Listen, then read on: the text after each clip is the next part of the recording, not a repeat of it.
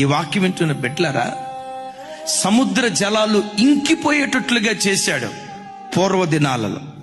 ఒకవేళ ఈ వాక్యం వింటున్న నీ బ్రతుకులో నీవు అనుభవిస్తున్న సమస్య సముద్రం అంత విస్తారంగా ఉందా?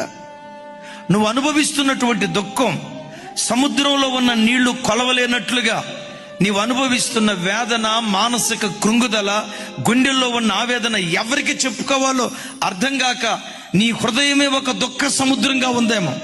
అయ్యా, ఒక సమస్య, రెండు సమస్యల సముద్రం ఎంత విస్తారంగా ఉంటుందో విస్తారమైన సమస్యలు నా చుట్టూత ఆవరించేయ్యా, ఇదయ్యా నా పరిస్థితి అని ఒకవేళ ఎవరైనా కృంగిని స్థితిలో ఉంటే, పురాతన కాలాలలో యెహోవా బాహువు లేచినట్లుగా నీ విషయంలో లేస్తే సముద్రం లాంటి విస్తారమైన సమస్యలు కూడా క్షణంలో ఇంకిపోయేటట్లుగా దేవుడు కార్యం చేస్తాడు.